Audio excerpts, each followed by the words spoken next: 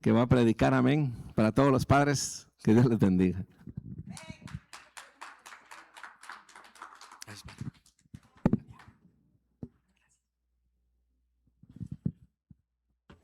Amén. ¿Cuántos están bendecidos? Amén, mi hermano. Esto es para que usted lo disfrute, es para honrarlo de ese ministerio tan hermoso que es ser papá.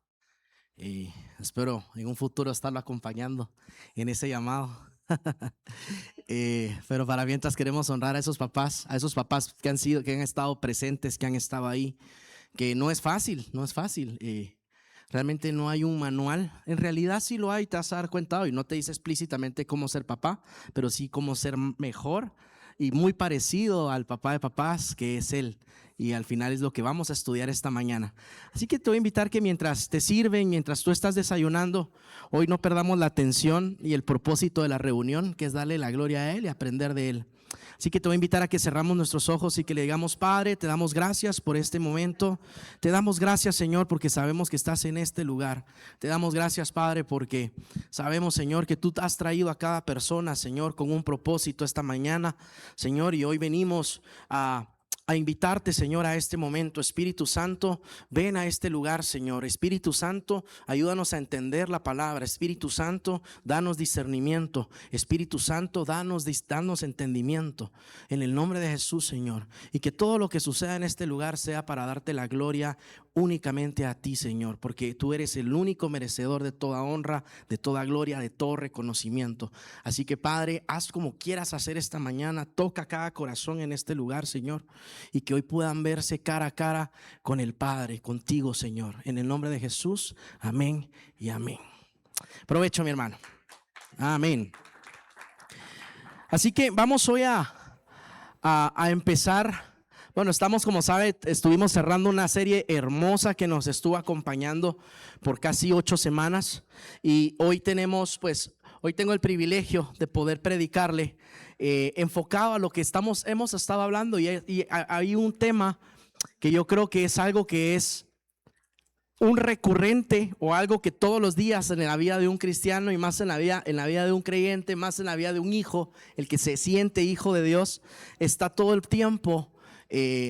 No debería de perder de vista algo tan importante, y nos vamos a dar cuenta que no es secundario, sino es uno de los requisitos, o es una de las siembras que va a traer una cosecha de bendición a tu vida, y esta es la obediencia. Di conmigo: la obediencia. El título originalmente era Obedecer cuando nadie me ve, que es lo que estás viendo en pantalla, pero realmente quiero darle un poquito el giro y me gustaría llamarle la obediencia que Dios sí ve. Amén.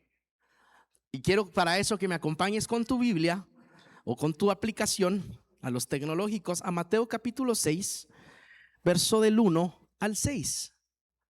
Mateo capítulo 6, verso del 1 al 6. Y sabes que Dios cómo hace todo, porque curiosamente las veces que me ha tocado predicar ha ido muy de la mano del estudio bíblico que tenemos los viernes. Y aunque estamos estudiando Lucas actualmente, y acabamos de cerrar Lucas capítulo 22 este último viernes,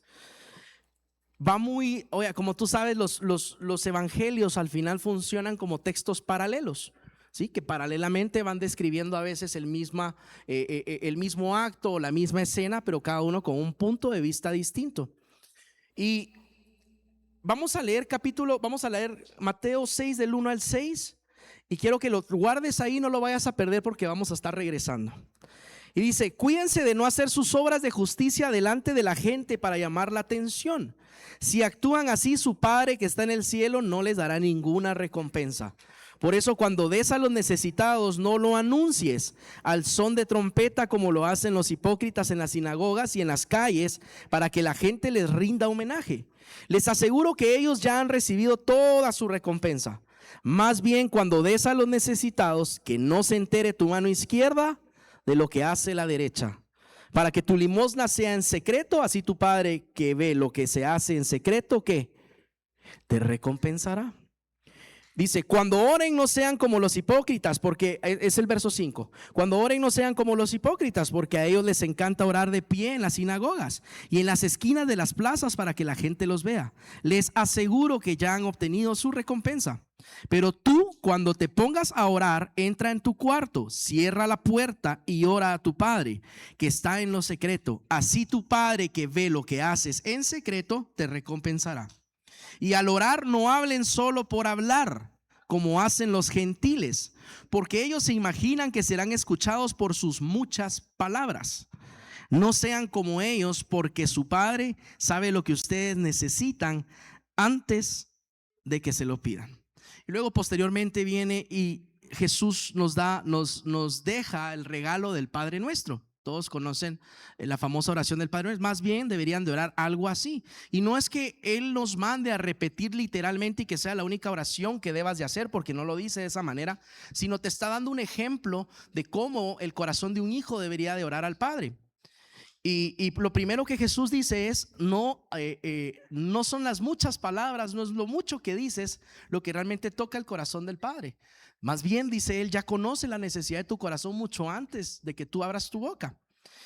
Y aquí me vuelve a lo mismo. Hay algo que mueve el corazón de Dios, hay algo que conquista el corazón de Dios, y es una persona que está dispuesta a rendirse. Cuando nosotros vemos el Padre Nuestro, hay una frase y quiero leerlo, porque si Dios nos está luego diciendo no oren así, deberían de hacerlo de esta manera, pues hay una gran riqueza dentro de lo que Él nos está enseñando. Y dice: Padre nuestro que estás en el cielo, esto es el verso 9, santificado sea tu nombre, venga tu reino y hágase ¿qué? Tu voluntad en la tierra como en el cielo. Quiero parar ahí. Lo primero que Jesús ejemplifica es la santidad del nombre de Dios. La primera característica que Jesús ejemplifica en esta oración es la santidad misma de Dios. Dice, santificado sea tu nombre. Pero luego dice, hágase tu voluntad. Y aquí yo quiero detenerme un poco, porque es imposible realmente buscar de Dios, es imposible genuinamente buscar el corazón de Dios y querer tener una vida plena, una vida en su propósito, si no estoy dispuesto a ceder mi voluntad para que se haga su voluntad.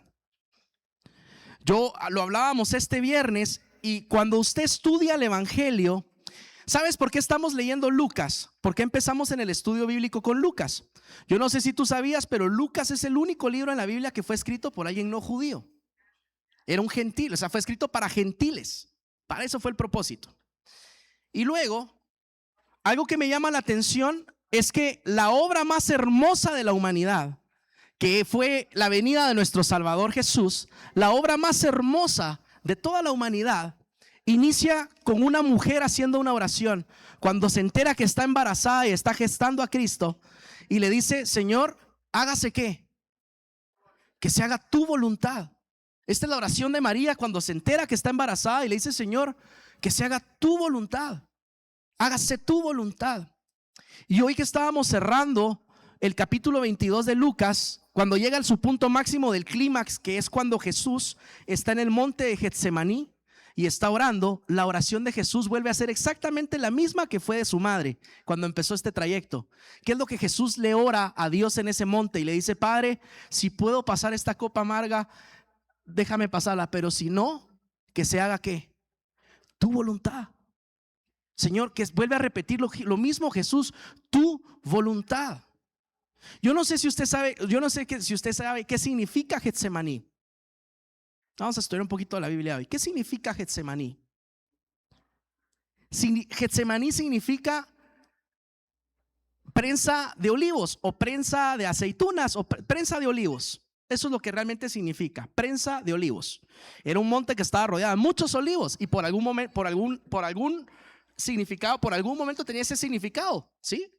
Era prensa de olivos, significa el nombre de Getsemaní.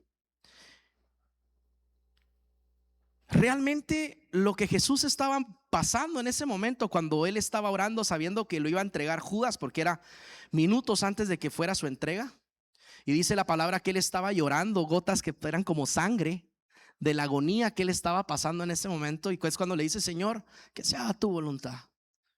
O sea, veo un corazón totalmente obediente y totalmente doblegado a la voluntad del Padre, diciéndole: Señor, que se haga tu voluntad.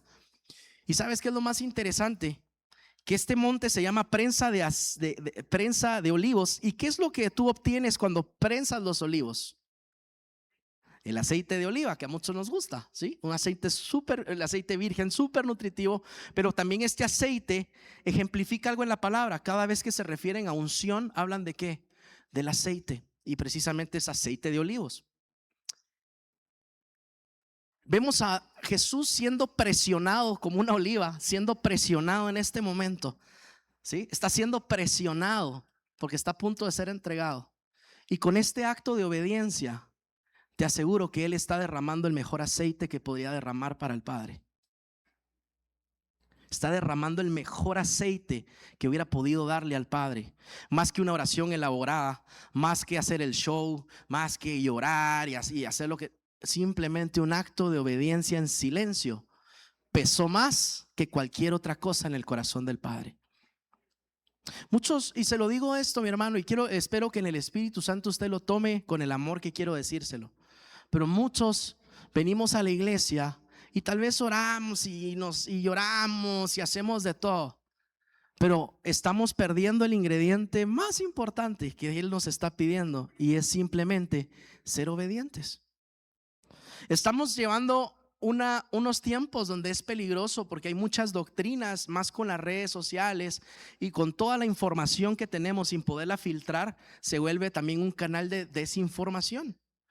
Y a mí me daba mucha curiosidad un día que escuchaba a un par de influencers cristianos, pero escuchaba sus argumentos y decía: usted tiene que declarar, usted declare, usted haga, usted. Y decía yo: ok, está bien que declares, pero ¿en qué momento te has detenido a preguntar: Señor, ¿es tu voluntad? ¿O estoy orando yo en mis fuerzas?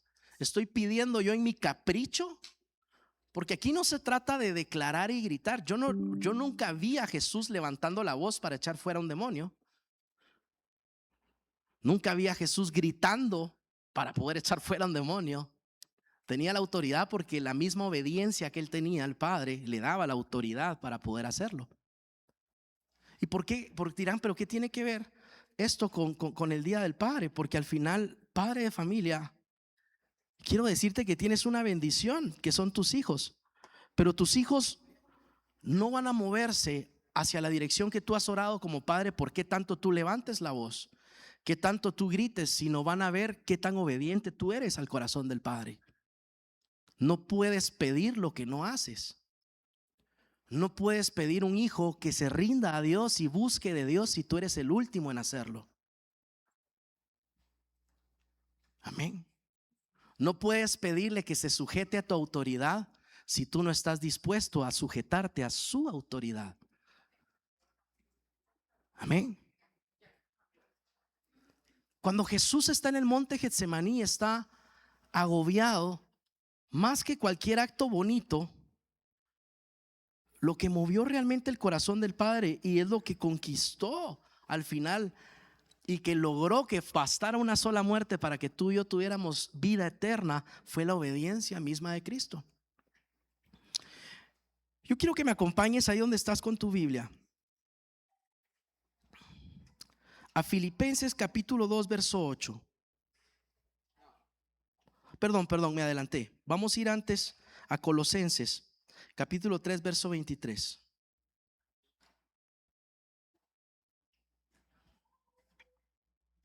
Y te vas a dar cuenta, mi hermano, que la medida de un hombre no es cómo actúa frente a la multitud, sino es cómo obedece cuando solo Dios está presente. Esa es integridad.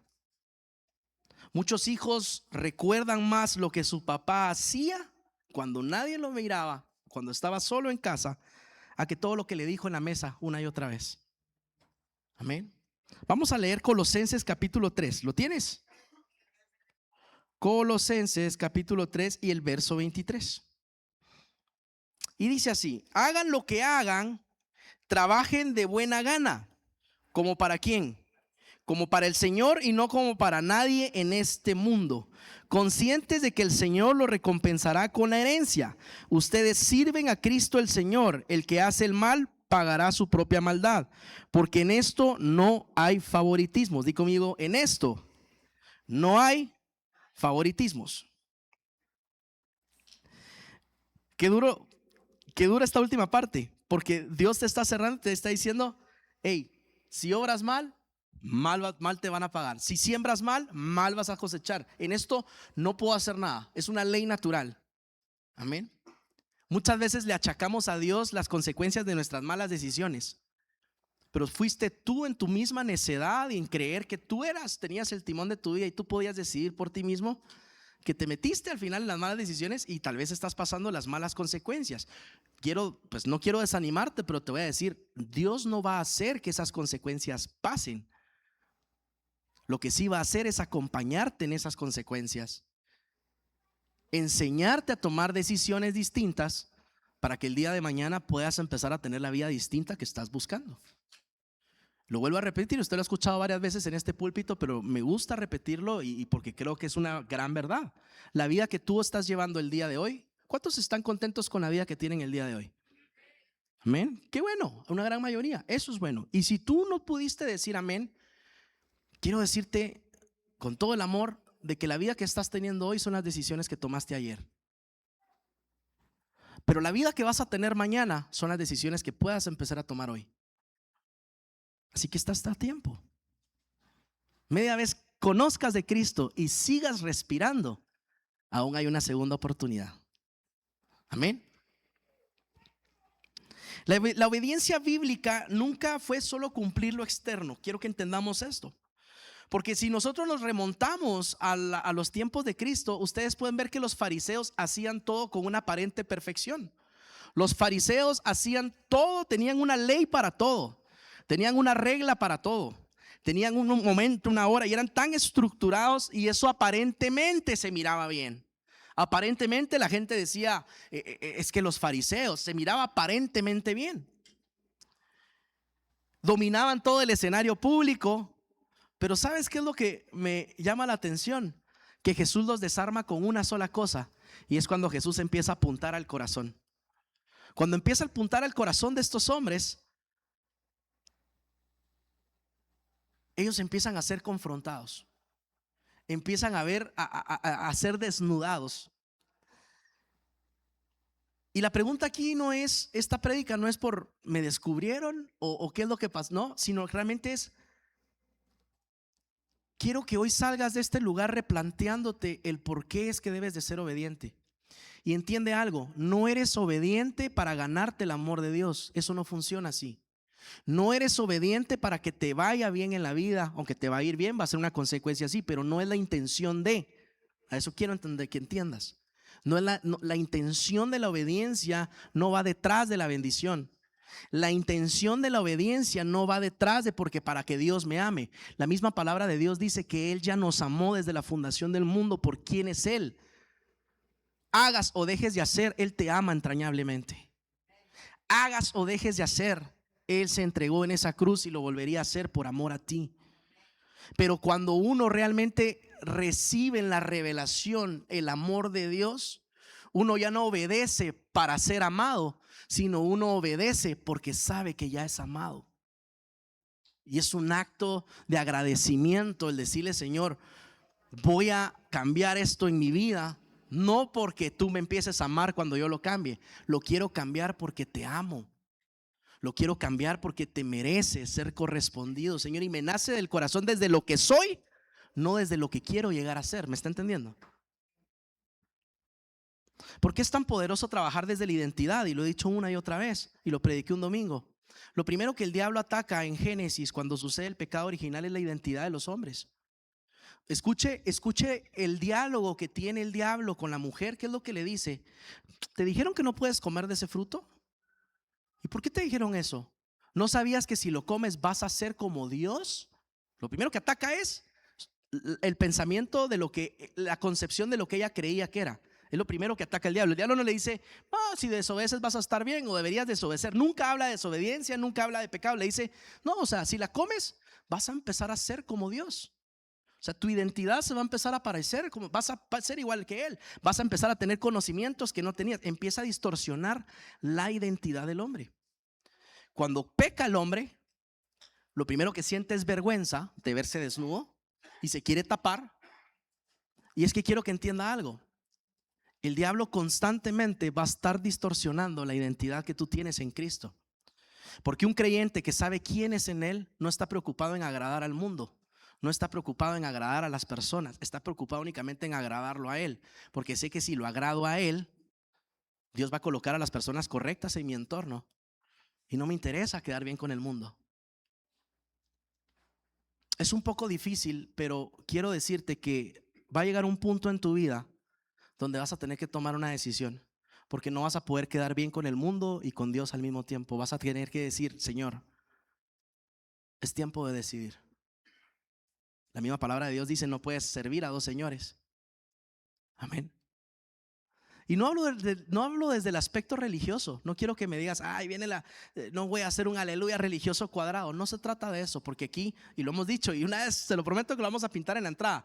En esta iglesia queremos pintar, dice: no se admiten personas perfectas, porque aquí nadie es perfecto. Aquí venimos todos enfermos del alma, con nuestras propias luchas y con nuestras propias batallas. Pero la diferencia es de que no venimos a encubrirlas.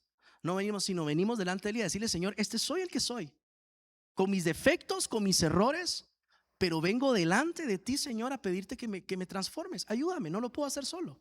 Esa oración tiene más peso y mucha más relevancia en el corazón de Dios que alguien que quiere tapar su debilidad y decirle: Señor, y hace las oraciones más elaboradas y llora y cae al piso y lo que quiera, y le da la chiripiolca y se vuelve a levantar.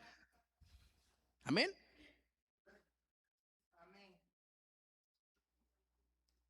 El acto más hermoso de la humanidad empezó con una mujer diciendo: que se haga tu voluntad.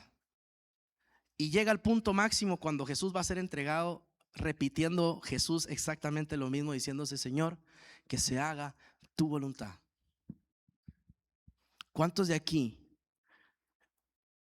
¿Cuántos están orando por algo? Levante su mano si está orando por algo. ¿Está clamando por algo? ¿Está pidiendo algo? Antes de seguir pidiendo, ¿ya preguntó si es su voluntad? ¿Ya preguntó y le dijo: Señor, si aún tu voluntad fuera un no, la voy a aceptar? Me voy a enojar, obviamente, porque no dejo de ser humano, pero voy a regresar a tus pies a darte la gloria y la honra y a aceptar tu voluntad. Hay una característica que la palabra de Dios dice, que la voluntad es buena, es agradable y es perfecta. Ojo, que no todo en el mundo que se ve bueno y se ve agradable es perfecto. No todas las cosas que el mundo te pinta como buenas y agradables, no te vayas de boca a decir: esto es, sin antes haber consultado y haber orado y decirle: Señor, ¿es tu voluntad realmente? Porque para que sea tu voluntad tiene que tener ese tercer ingrediente, que es la perfección. Y la perfección solo nace de un ser perfecto, que es Él. Amén.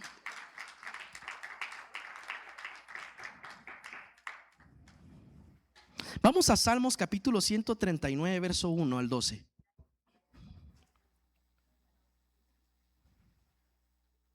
Es una historia preciosa, la 139, Salmo 139. ¿Lo tiene?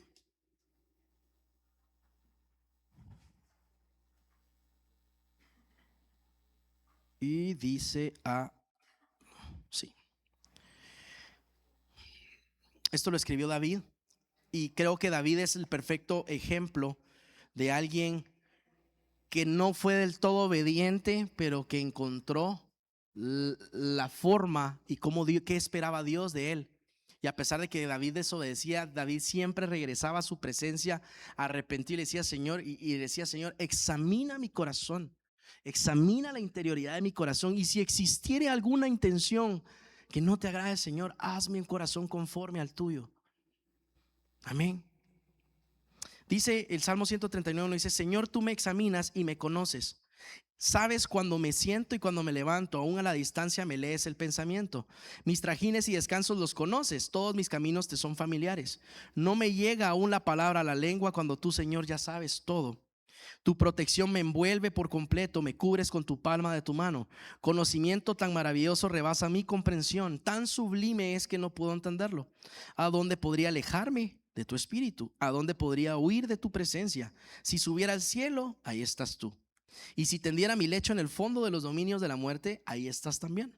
Si me elevara sobre las alas del alba o me estableciera en los extremos del mar, aún ahí tu mano me guiará.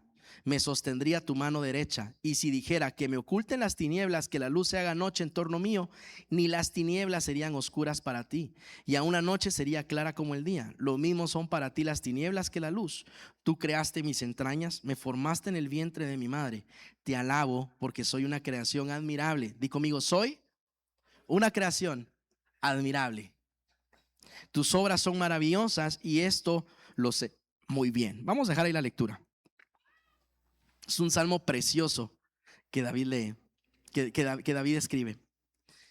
Cuando yo leí este salmo, David nos está recordando algo tan importante, y es de que Dios no solo observa, sino que Él le está diciendo, tú que formaste. Dios no solo te observa, Dios te forma. Cuando tú le das el control, cuando tú le das, cedes tu voluntad para que sea su voluntad, Dios empieza a formarte. Cuando vemos todos los hombres que han sido usados por Él, se me ocurre, por ejemplo, recuerdo ahorita a Moisés. Cuando Moisés sale de Egipto, usted conoce todo el trayecto de Moisés, como cuando sale como un asesino, sale huyendo y luego empieza a pasar en un proceso en el desierto. Conoce a su suegro, todos saben que se instala, hace familia, pero luego Dios lo vuelve a llamar y lo lleva al monte, ¿sí? Y es cuando Dios se le presenta como una zarza ardiente y le dice, Moisés, te voy a usar para liberar a mi pueblo. Pero no fue inmediato, empieza ¿qué? A formarlo. Y muchas veces cuando leemos entre líneas y leemos estos versículos, leemos estos capítulos, no perdemos de noción el tiempo que ha ido transcurriendo y se nos olvida que Moisés pasó años en el desierto. Años, esto no fue un proceso de unos días, esto no fue procesos de unas semanas, fueron años en el desierto, en el silencio, en la prueba, en el preguntarse, Señor, pero ¿por qué de tenerlo todo ahora no tengo nada? Señor, ¿por qué de antes chasquear mis dedos y tenía sirvientes, ahora tal vez estoy yo viendo que como, teniendo que ir a pastorear ovejas y hacer el trabajo que nunca hice? En todo ese proceso, Dios estaba formando a Moisés. Y quiero dejarte esto, padre de familia, no pongas ni te desmotives, porque el error que muchas veces cometemos es querer ver el resultado, es que queremos notar el resultado y queremos verlo para luego decir, ok, entonces estoy listo para buscar de Dios. Y se nos olvida que la parte más hermosa del proceso no es el resultado, es en quién te vas convirtiendo mientras vas caminando hacia ese proceso. Lo más hermoso de Israel no fue llegar a la tierra prometida. Lo más hermoso de Israel fue el pueblo que se fue convirtiendo a medida que pudieron entrar a la tierra prometida. Porque el corazón del pueblo que acababa de salir de Egipto no fue el corazón 40 años después que llegó. Muchos de ellos ni siquiera llegaron, muchas generaciones se murieron y no alcanzaron a ver la tierra prometida. Pero estoy seguro que la mayor bendición que tuvo el pueblo de Dios era en quién se convertía en el proceso. Amén. No huyas de los procesos de obediencia, no huyas y escapes de lo que realmente tú tienes que cambiar. No hay nada más poderoso que alguien que realmente se ve al espejo por primera vez y dice, ok, basta de mentirme, tengo que hacerme cargo, basta de darme excusas, basta de culpar al entorno, basta de culpar a mi pasado, basta de culpar lo que me hizo falta. Solo yo soy responsable al final. Hay una parte que leíamos en Lucas que es hermosa, porque cuando Pedro va a ser tentado, Jesús le dice, Jesús habla en plural y les dice, el diablo los va a zarandear, y como que el diablo le pide permiso y le dice, ¿me das permiso para zarandear? Y Dios le da un permiso, pero lo da en plural. Le dice, los va a zarandear. Pero cuando se refiere a Pedro, esto es después de que Pedro lo negó. Cuando le habla a Pedro de restauración, le dice, pero yo a ti te escogí y vine a restaurarte. Eso está en Lucas capítulo 22. Pero yo a ti te vine a restaurar. El llamado de la zarandeada era en plural, pero la restauración era personal. Amén. Tu restauración es personal. La restauración de tu casa empieza por tu corazón.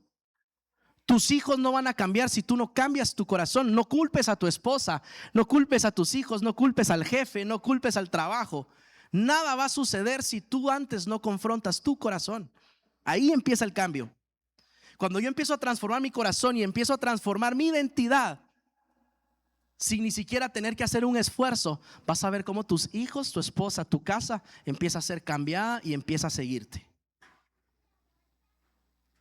Pero no busques excusas del entorno de algo que tú no has querido confrontar. Amén. Por ahí empieza la transformación.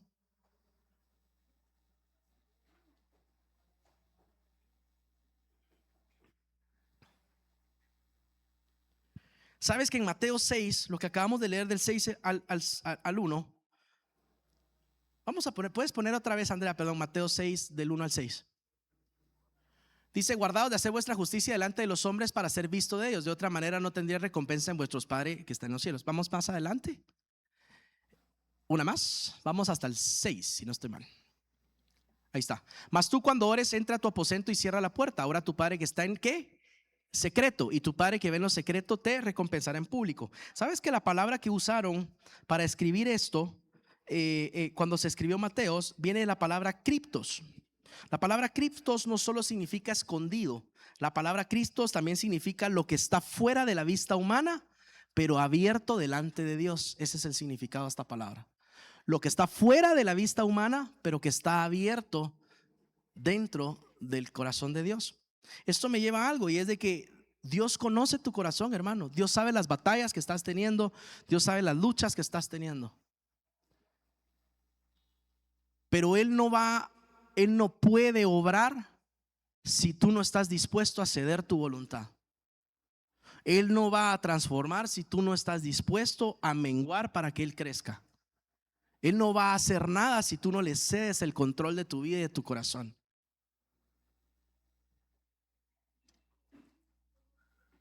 Dice Juan capítulo 14, verso 15: si me amáis, guardad mis mandamientos. Y aquí muchos creen que por miedo hay que obedecer. Pero vuelvo a decírtelo, obedecemos por amor, y ese amor nos lleva a la obediencia. No obedecemos porque Dios nos esté persiguiendo. Obedecemos porque Él ya nos encontró. ¿Está entendiendo? No obedezco porque Él me esté persiguiendo. Obedezco porque Él ya me encontró. Amén. Aleluya. La mayor honra que un hijo puede dar no es obedecer delante del papá, sino mantener el carácter cuando el papá ya no está mirando. ¿Cuántos se sentirían orgullosos de sus hijos cuando ven que actúan y tal vez tú no lo estás viendo y ves que actúa como tú lo has educado, como tú le has inculcado, y dices: ese es mi hijo? ¿No? Amén. Y quiero que te grabes esto, y es que el carácter es lo que queda cuando ya no hay reconocimiento. El carácter es lo que queda cuando ya no hay reconocimiento. Vamos a Filipenses capítulo 2, verso 8.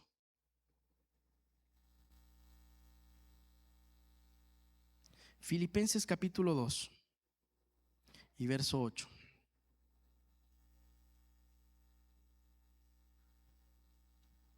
Y dice así: y al manifestarse como hombre se humilló a sí mismo y se hizo obediente. ¿Qué?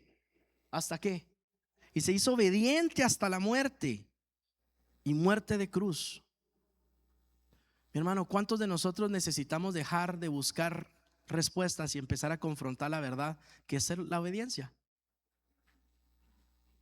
Todos saben que el trayecto que el pueblo de Israel recorrió para llegar a la tierra prometida lo hubieran podido recorrer en 40 días en línea recta, pero dice su palabra que se tardaron 40 años en llegar, dando vueltas en círculos en el desierto.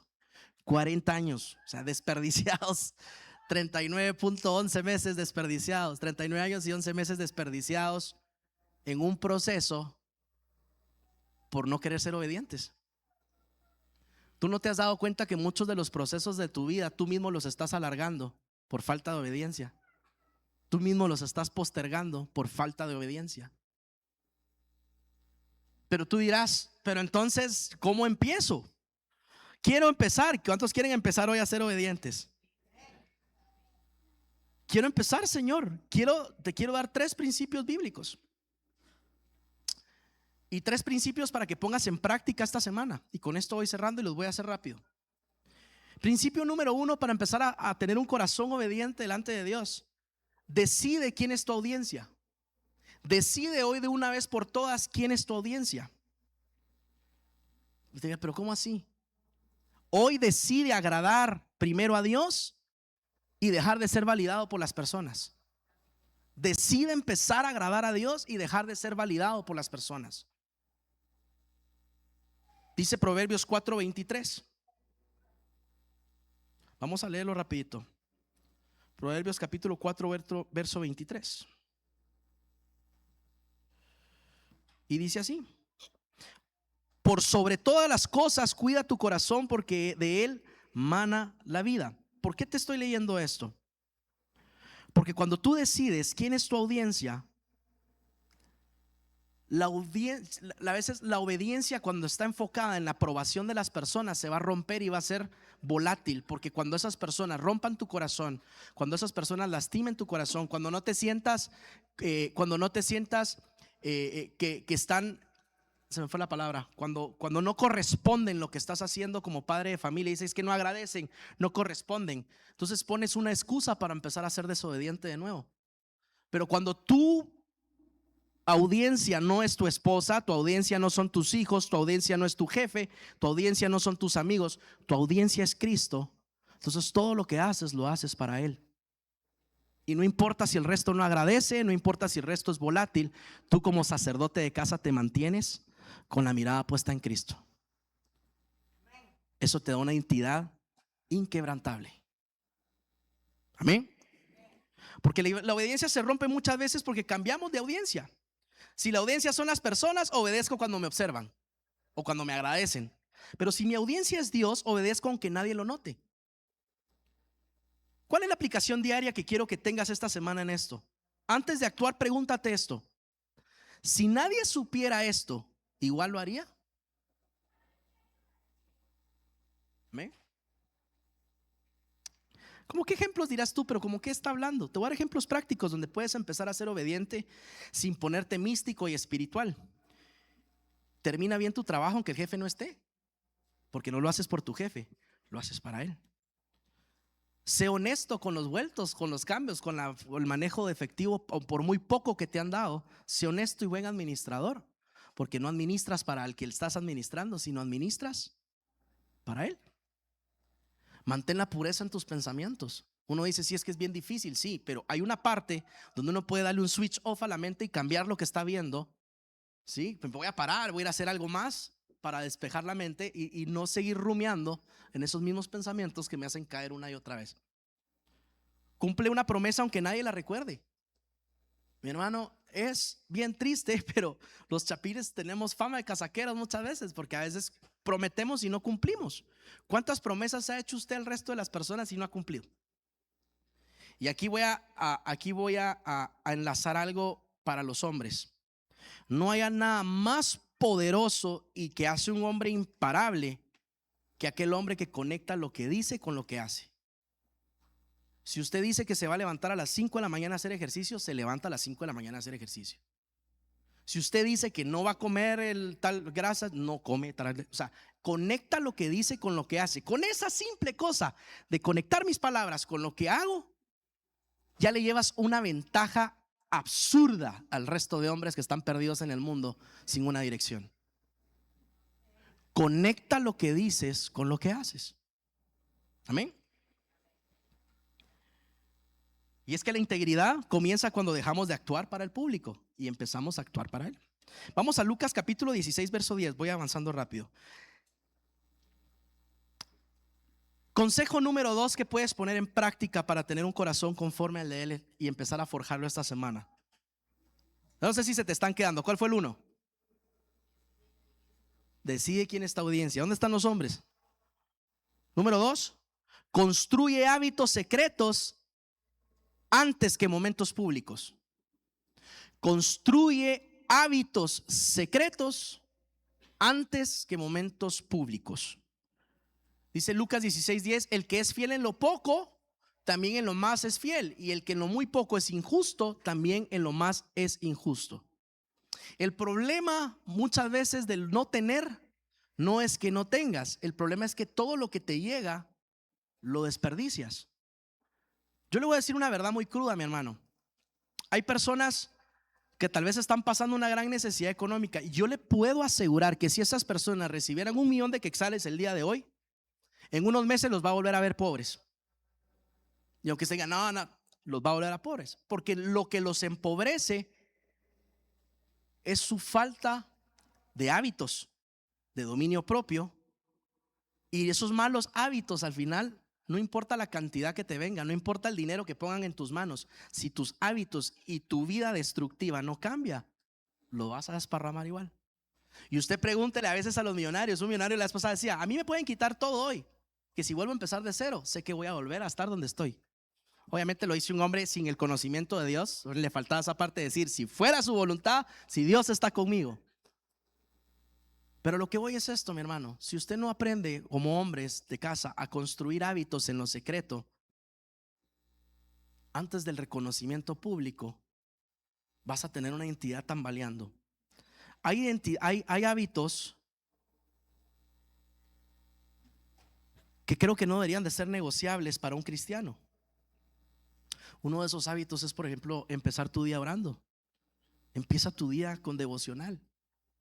Empieza tu día antes de abrir las redes sociales, antes de agarrar el celular, antes de enterarte de cualquier otra cosa. Empieza tu día de rodillas y diciéndole, Señor, guía mis pasos esta mañana. Guía mis pasos para poder encontrar tu voluntad en medio de este día, Señor. Dame sabiduría, dame entendimiento. No hay nada más poderoso que si tú empiezas tu día de esta manera. Muchas personas que están acá tal vez quieren una fe fuerte, quieren un matrimonio fuerte, quieren hijos fuertes, quieren un ministerio fuerte. Yo no sé qué estás pidiendo, pero normalmente Dios no te va a dar eso en lo extraordinario. Dios va a empezar a formar eso en ti, en lo cotidiano, en tu día a día. Amén. Quiero darte una aplicación práctica. Escoge una obediencia pequeña esta semana. ¿Por qué digo de la obediencia pequeña? Hay un principio en administración, y para los que se dedican a eso lo conocerán, que es el principio de Pareto. ¿Usted ha escuchado hablar de Pareto? Pareto lo que dice es que si yo logro cambiar el 20% de mis acciones que provocan el 80% del cambio en mi vida, va a ser más fácil que concentrarme en todo. Pareto, por ejemplo, en un producto sería, si usted agarras todos tus productos, te vas a dar cuenta que muchas veces el 80% de tu venta está concentrado en el 20% de tus códigos. Eso es un Pareto. A lo que me refiero es que tomando las decisiones pequeñas pero claves, voy a lograr un cambio enorme en mi vida sin tener que enfocarme y querer cambiar todo al mismo tiempo, porque no somos perfectos. Y no espero que tú lo cambies todo de la noche a la mañana, pero si tú te enfocas en 3 cosas puntuales y eres constante, consistente en esas 3 cosas, te aseguro que tu vida no va a ser igual en un mes. Vas a empezar a notar cambios tangibles. Vas a empezar a notar cambios que se ven, pero porque no te dispersaste en querer cambiar todo en tu vida, sino dijiste, ¿cuáles son las 3 decisiones que cambiarían el 80% de mi vida en este momento? Y en esas 3 me voy a enfocar. La misma Biblia lo hace. La misma Biblia enfocaba fuerzas. La misma Biblia decidió 12 tribus en vez de un montón. La misma Biblia concentra. Por eso te dice, si eres fiel en lo poco, vas a ser fiel en lo mucho. ¿Por qué te digo esto? Porque hay decisiones puntuales que tú puedes tomar el día de hoy y empezar a poner en práctica sin necesidad de querer cambiar toda tu vida de un solo, y vas a empezar a ver un cambio notable. ¿Qué puedes hacer esta semana? 10 minutos diarios de oración. Que no sea negociable para ti tener 10 minutos diarios de oración antes de empezar tu día. Leer un capítulo de la Biblia. Tal vez dice, un capítulo diario es mucho para mí. Ok, no te comas el mundo de una mordida. Empieza por 3 versículos. 3 versículos diarios, pero léelos a conciencia. Dile, Señor, ¿qué me quieres enseñar? La palabra de Dios nunca regresa vacía, mi hermano. La palabra de Dios jamás regresa vacía. Y la misma palabra dice que la palabra es luz a mis pies y lumbrera mi camino. Estamos en un camino tan en una vida que está tan llena de distracciones, tan cambiante, que todo el tiempo nos está bombardeando de tantas cosas, que si no aprendemos a tener luz en nuestros pies y lumbrera en nuestro camino, es tan fácil dispersarnos y distraernos y perder el objetivo de hacia dónde íbamos. ¿Quieres otra que puede cambiar tu vida en un chas? Pide perdón. Esa no les gustó. Pida perdón. Deje su orgullo por un lado y aprenda a pedir perdón y a perdonar. Y le aseguro que con esa decisión va a cambiar su vida drásticamente. Porque la misma falta de perdón trae amarguras, las mismas amarguras traen enfermedades. Y luego tal vez estás diciendo, ¿de dónde me vino esta enfermedad? ¿De dónde yo resulté? Falta sanidad en el corazón. Quiere una clave que puede cambiar su vida. Y esto es algo, mi hermano, que yo en su momento me costó. Sea puntual. Cositas, decisiones prácticas que con que usted deje de ser impuntual y empiece a ser puntual en cada evento que tiene en su vida, en cada compromiso que tiene, le aseguro que la gente va a notar un cambio drástico, a decir, uy, este es un antes y un después. Amén. Que no sea el de la hora chapina. Qué triste que nos digan la hora chapina. Eso no debería existir. Como hijos de Dios deberíamos estar acostumbrados a la puntualidad y la excelencia. Amén. Hablar verdad aunque incomode, vuelvo a decirlo. Y esto es algo, las mentiras piadosas no existen. Es que, y lo dije una vez en broma, pero mi hermano, dígalo con amor, pero no minta. Si su mujer le dice algo, mira, esto me queda bien, y usted sabe que no le queda bien, no sea cruel, no le diga que le queda bien, porque va a salir así y no le queda bien. Dígalo con amor, dígale, mira, tenés otros que te quedan mejor.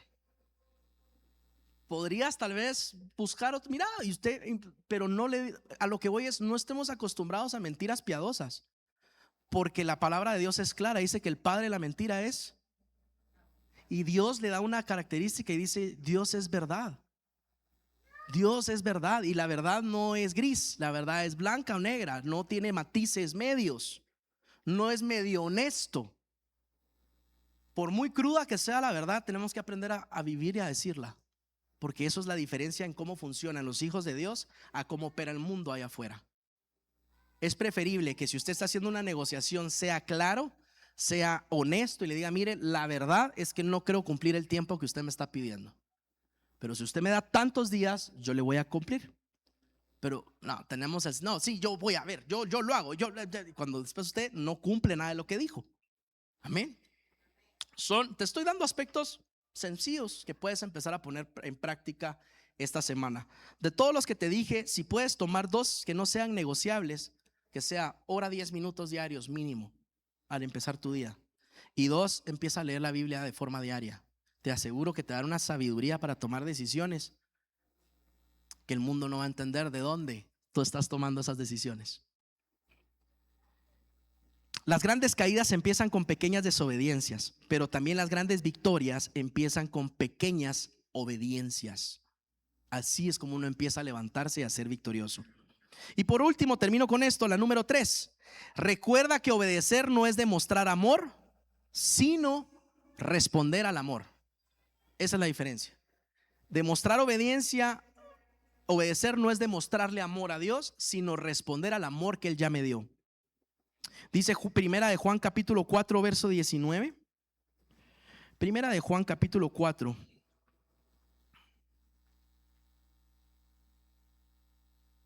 Me dices amén cuando lo tengas. Y dice así: nosotros amamos porque Él nos amó primero. Si alguien afirma yo amo a Dios pero odia a su hermano, es un mentiroso. Pues el que no ama a su hermano a quien ha visto no puede amar a Dios a quien no ha visto. Y Él nos ha dado ese mandamiento: el que ama a Dios, ame también a su hermano. Otras versiones dice a su prójimo. Amén. Así que clave número 3 para poner en práctica esta semana: no obedecemos para que Dios nos ame, obedecemos porque ya somos amados. Hoy voy a tratar esta semana de cambiar el switch y voy a empezar a tratar de caminar en obediencia porque sé que ya soy amado, no para que Él me ame. Amén. ¿Están de acuerdo? Así que te voy a invitar a que te pongas de pie y vamos a cerrar hoy con una oración.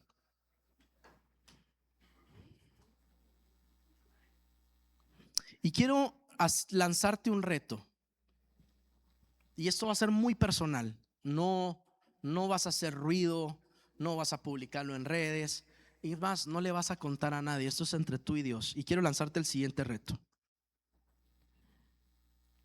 Esta semana quiero que escojas una obediencia secreta. Una obediencia. Algo con lo que has estado batallando, algo con lo que, una sola obediencia, que tú sabes que has sido desobediente, que no te da paz. Y tú dirás, pero ¿cómo sé si soy desobediente sin ser religioso? ¿Sientes ese cargo de conciencia cuando lo haces? Eso se llama el Espíritu Santo. Y mora en el corazón de los hijos y les hace ver cuando algo no está correcto. Y tú lo sabes, deja de engañarte.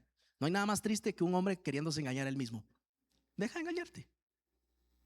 Digámoslo coloquialmente, no te des paja. Ahí sí me entendió. No se casaquee usted mismo. Agarre una obediencia esta semana. Que nadie sepa, no la publiques, no la anuncies, hazla solo delante de Dios. Y dile esto: lo que hacemos en secreto hoy se convierte en carácter mañana. Lo que hacemos en el secreto hoy se va a convertir en mi carácter mañana. Mi hermano, no es fácil. ¿Quién dijo que iba a ser fácil? Si fuera fácil, todo mundo estaría pleno. Todo mundo estaría viviendo una vida plena, pero no es fácil. Dios sabe que no es fácil. Dios sabe que muchas veces tal vez como hombre no te abres, no dices nada, lloras tal vez en el secreto, o tal vez no lloras, pero tal vez vas con tu mente rumiando, pensando, Señor, ¿y qué voy a hacer el otro mes? Señor, si mi familia supiera las deudas que tengo, Señor, si supiera lo que estoy, Señor, es difícil. Nunca dije que fuera fácil. Si usted ve muchas veces a un hombre ahí que sonríe, pero no sabe a veces los calvarios que está pasando por dentro y no lo externa. Quiero decirte que hay alguien que sí te entiende, alguien que sí camina contigo y alguien que sabe qué es ser presionado hasta el punto de la muerte, y ese es Cristo. Si no puedes externarlo a Él, a nadie más, empieza siendo honesto con Él. Él es tu audiencia, Él es el único que necesitas. Y dile, Padre, así como David lo hizo el día que David pecó. Tú sabes que David, hasta el día de hoy, tú le preguntas a un judío y consideran a David como el mejor rey que ha habido. Hasta el día de hoy. Y David fue tan bendecido que Jesús nace del linaje de David. O sea, Jesús humanamente fue el tataranieto de David en su cuerpo humano, obviamente. Pero a ese nivel de amor le tenía Dios a David. Le dio ese privilegio de poder ser familia de Dios. Y David tenía algo, y es que él cometía muchos errores, él cometía muchas cosas, pero David tenía algo, es que todas las noches regresaba, o cada momento que él había fallado, dice la palabra de Dios que se postraba y le decía, Señor, me he equivocado, Señor, he errado, Señor, estoy aquí delante de ti reconociendo, examina mi corazón, examíname, Señor. Este hombre se desnudaba espiritualmente delante de Dios y le decía, Señor, examíname, y si existiere algo que a ti no te agrada, cámbialo para tener un corazón conforme al tuyo. Mi hermano, esto derritió el corazón de Dios a tal punto que cuando David falla, todos conocen la historia, David, por estar ocioso, sale ese día, en vez de estar guiando a su ejército, se queda en el palacio y manda a todos a pelear. Y por estar de ocioso sale a la terraza, ve a una mujer y la desea en su corazón. Esta mujer ya estaba casada y la desea David en su corazón. Y dice que David, con la maldad que se despertó en su corazón, manda al esposo de esta mujer al frente de la batalla para que lo maten y quedarse con su esposa. Todos dirán, David hizo eso. Qué terrible lo que hizo David. Como David, o sea, parece un buen episodio de una buena película, pero sucedió. Y dice la palabra de Dios que David obviamente pasa un proceso después de eso, le pide perdón a Dios y Dios después de todo eso pasa un proceso larguísimo. Israel se desmorona, los hijos se levantan contra David, empiezan a perseguirlo. Pero David, a pesar de todo ese proceso, vuelvo a decirte lo mismo, Dios no le quitó las consecuencias. David pasó las consecuencias, que fue ser perseguido por sus mismos hijos, irse a esconder a una cueva, y que sus mismos hijos querían matarlo. Pero después de todo ese proceso, Dios lo restaura y Dios le hace una promesa. Le dice: David, prácticamente agradaste mi corazón porque fuiste un hombre conforme a mi corazón. Y yo digo: Señor, ¿cómo un hombre que mandó a matar a la mujer ajena y deseó y adulteró es un hombre conforme a tu corazón? Y quiero para que entiendas esto, y es que Dios no te ve por tus actos, por tus fallas. Vuelvo a decirte, si algo enamora a Dios, es el corazón de un hijo que reconoce que se equivocó, pero que regresa con un espíritu de obediencia a decirle: Señor, no soy perfecto, tú sabes que estoy muy lejos de serlo, es más, no soy ni siquiera bueno, pero lo que sí soy tu hijo, y lo reconozco, soy tu hijo. Y aquí vengo a pedirte, Señor, que me des un corazón conforme al tuyo. Y hablo de las intenciones, no hablo de los actos, porque tú puedes hacer cosas buenas con intenciones malas. Hablo realmente de la pureza del corazón, de las intenciones como hacen las cosas. Padre de familia, Dios está buscando hombres que se levanten con un corazón conforme a Él. Y Dios hace un pacto con David, le dice: como eres un hombre conforme a mi corazón, David, siempre en el trono de Israel habrá alguien de tu linaje. Y Dios cumplió su palabra. Durante todos los años postreros después de esto, siempre hubo un hijo de la casa de David en el reino de Israel.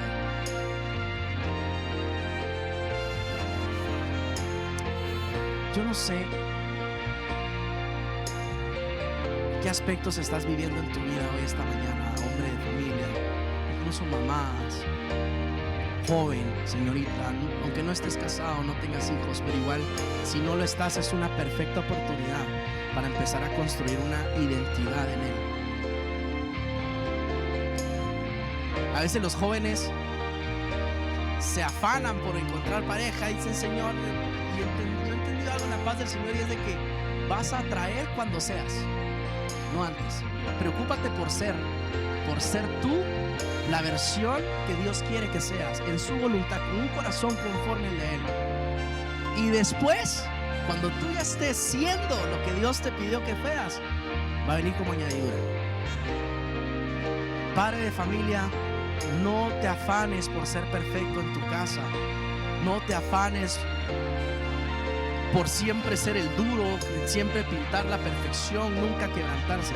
Preocúpate primero por redirigir tu audiencia y deja de tratar de impresionar a tus hijos, deja de tratar de impresionar a tu esposa y empieza a tratar primero de agradarlo a Él. Que Él sea tu audiencia, y te aseguro que todo lo demás va a empezar a cambiar como añadidura. Padre, hoy en el nombre de Jesús venimos, Señor, a cerrar este momento. Venimos a darte la gloria y la honra a ti, Señor. Gracias porque a pesar de nuestros errores, Señor, eres un Padre lleno de amor que nos recibe con los brazos abiertos una y otra vez, Señor. Hoy te doy la gloria y la honra sobre este lugar y te pedimos, Señor, que tú hagas, Señor. Sé tú, Señor. Sé tú, Padre. Llena esta casa, Señor, con tu presencia, llena esos corazones. Y que hoy, esta semana, Señor, podamos dar pasos de obediencia. En el nombre de Jesús. Amén y amén. Y feliz Día del Padre. Dios te bendiga. Que te consientan. Amén.